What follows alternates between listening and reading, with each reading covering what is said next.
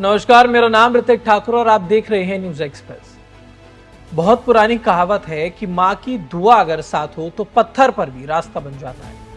लेकिन यहाँ पुलिस के मुताबिक अभी जो हम तस्वीर आपको दिखा रहे हैं, इसमें एक बेटी ने उसी माँ को रास्ते से हटाने की साजिश रची। आपको बताएंगे आखिरकार ये पूरा मामला क्या है, कहाँ का है। क्योंकि देखिए, जयपुर से ये जो तस्वीर सामने आई है, इसने लाखों करोड़ों लोगों के मन में एक सवाल खड़ा कर दिया। क्योंकि कलयुग है, लोग कहते हैं कि कलयुगी माँ होती है, कलयुगी बेटे हो गए, लोगों के जो रिश्ते हैं वो तार तार हो रहे हैं। अब ऐसे में जयपुर से इस कहानी को सुनने के बाद शायद आपको भी लगेगा कि लालच जो है अब वो सिर्फ बला नहीं बल्कि रिश्तों का सबसे बड़ा कातिल भी बन सकती है। जिस माँ ने एक बेटी को जन्म दिया, उसी माँ की मौत का कथित प्लान उसी बेटी ने बना दिया। वजह एक सरकारी नौकरी और कुछ संपत्ति।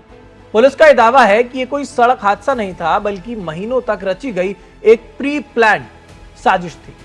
राजस्थान की राजधानी जयपुर, 3 जुलाई की शाम 45 साल की नीरज शर्मा अपने बेटे को कोचिंग छोड़कर घर लौट रही थी। तभी एक तेज रफ्तार गाड़ी आती है और उन्हें जोरदार टक्कर मार देती है। पहली नजर में यह मामला सड़क हादसा लगा, लेकिन कहते हैं कि सच के पांव भले ही धीमे हो, लेकिन वो मंजिल तक पहुंच ही जाती है। सीसीटीवी खंगाले गए, गाड़ियों की मूवमेंट देखी गई, उसके बाद कॉल डिटेल्स निकाली गई और धीरे धीरे हादसे की जो तस्वीर है वो सामने आई और धीरे धीरे हादसे की जो तस्वीर है हत्या की साजिश में बदलने लगी। पुलिस का यह आरोप है कि इस पूरे प्लान के पीछे कोई बाहरी दुश्मन नहीं, बल्कि मृतका की अपनी बेटी आयुषी शर्मा थी। उसका मोटिव उसका यह था कि जो नौकरी उसकी मां कर रही थी वो नौकरी उसको चाहिए थी। अब ऐसे में आप सोच रहे हैं कि भाई ऐसे क्यों करेगी कोई बेटी एक नौकरी के लिए।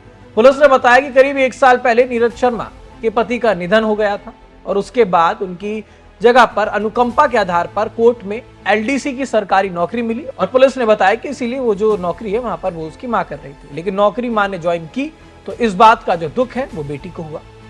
अब संपत्ति को लेकर के भी परिवार में लंबे समय से विवाद चल रहा था और यहीं से पुलिस के मुताबिक लालच ने रिश्तों पर एक कब्जा करना शुरू किया है। जांच एजेंसियों ने यह दावा किया कि बेटी ने अपने चाचा और चचेरे भाई के साथ मिलकर के पूरी साजिश रची। करीब 7 लाख रुपए तक जो है वो खर्च किया गया अपनी मां की सुपारी देने के लिए। अब आप सोचिए कितनी विभत्स घटना है।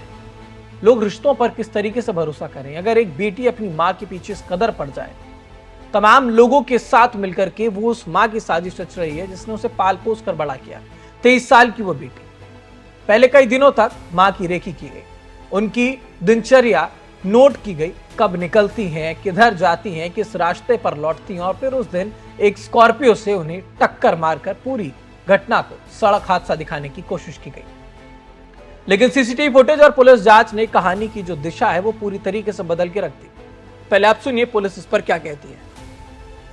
पृथक से जारी कर दिए जाएंगे। इसमें जो महिला की बेटी आयुषी है, उसके जेठ मोहन, इसमें जो जेठ का बेटा है उसका नाम है बलराम, साथ में जो चालक था उस गाड़ी का आकाश और उसका साथी अरविंद जो गाड़ी में साथ में बैठा था। साथ में पास में एक मोटरसाइकिल पर रोहित नाम का लड़का था और रेकी जो है वो मोहित नाम के लड़के ने की थी। मैडम, ये प्लानिंग किसने करी, बेटी ने या उसके कजन ने? ये मुख्य रूप से जो बेटी है उसने और उसके जो ताऊ का लड़का है बलराम, उनकी भूमिका इसमें आई है। इसके पति की जगह इसको जॉब मिली, अब ये चाहती थी कि अपनी माँ की हत्या करवा के मैं नौकरी ले लूँ और प्रॉपर्टी ले लूँ। हाँ, इसमें जो महिला मृतका है उसके पति का देहांत 1 वर्ष पूर्व हुआ था। वो कोर्ट में एक एलडीसी के पद पर थे। अब उसी पद पर जो मृतका है उसकी नौकरी लगी थी। जो बेटी है लगभग 24 उसकी उम्र है, उसकी मंशा थी कि अब माँ की अगर मृत्यु हो जाती है तो वो नौकरी पाने में सफल रहेगी।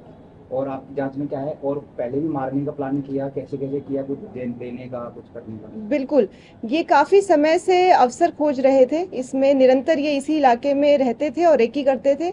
इन्होंने पूरा अच्छी तरह से इसको स्टडी किया कि महिला के आने जाने का क्या समय है, उसको देखते हुए इन्होंने इस घटना को अंजाम दिया है। तो मैम, अब इसमें पारिवारिक सदस्य और सुपारी जिन्होंने ली उनको भी पकड़ लिया, कितने हैं वो? हाँ, इसमें जो परिवार के सदस्य हैं उसमें से 2 लोग, जिसमें मृतका की बेटी और जेठ को अभी तक गिरफ्तार किया गया है और उसके अलावा 5 लोग, हेमंत नाम का और एक लड़का है जिसको अन्य अरविंद, आकाश, मोहित, रोहित और हेमंत, इनको गिरफ्तार किया जा चुका है। इनको कैसे संपर्क किया है मारने के लिए? प्रोफेशनल है, पहले कभी इन्होंने वारदात की है? इनका रिकॉर्ड अभी खंगाला जा रहा है, इसकी भी जानकारी आपको पृथक से जारी कर दी जाएगी। कहाँ के रहने वाले? ये जो आरोपी पक्ष हैं वो भरतपुर के रहने वाले हैं। दोनों के बीच में संपर्क कैसे स्थापित हुआ? ये जो जेठ है और जेठ का लड़का है, इन्होंने मुख्य रूप से संपर्क शुरू में साधा। भरतपुर में इन्होंने अपनी जानकारी जुटाई, रिश्तेदारी में, परिवार में पता किया। इसमें जो 2 आरोपी हैं वो आपस में रिश्तेदार भी हैं। कौन पकड़े गए हैं, उनका पुराना रिकॉर्ड क्या है जो पकड़े गए? उसकी जानकारी आपको पृथक से प्रेषित कर दी जाएगी। अब कितने शेष रह रहे हैं मतलब? एक जो बलराम, जो जेठ का लड़का है, वो अभी फरार है, उसकी भी गिरफ्तारी जल्द की जाएगी। तो पुलिस का कहना है कि इस मामले में 7 लोगों को गिरफ्तार किया गया है। एक आरोपी की तलाश अभी भी जारी है। जांच में यह भी सामने आया है कि कथित साजिश 1-2 दिन की नहीं बल्कि काफी समय से तैयार की जा रही थी। हालांकि इन सभी आरोपों की अंतिम पुष्टि अदालत में सुनवाई और सबूतों के आधार पर होगी। अब ऐसे में क्योंकि सवाल कई सारे उठ रहे हैं, जिस तरीके की ये घटना है बेहद भयावह है। ये कहते हैं ना कि माँ के कदमों तले जन्नत होती है, लेकिन यहाँ पुलिस के आरोपों के मुताबिक सरकारी नौकरी की चाहत में उसी माँ की जिंदगी छीन लेने की कथित जो साजिश रची गई, जिसके दम पर उस बेटी का बचपन खड़ा हुआ था।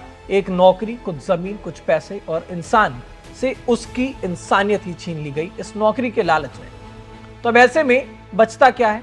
और शायद इसलिए जो बुजुर्ग कह भी गए हैं, पुरानी कहावत कि लालच का फल जो है वो हमेशा विनाशकारी होता है, वही अब देखने को मिल भी रहा है। फिलहाल मामला अदालत में जाएगा, अब देखा जाएगा कि इस मामले में क्या सजाएं जो हैं वो होती हैं। एक व्यक्ति की जो तलाश है, जो आरोपी है इस मामले में, उसकी तलाश अभी भी जारी है।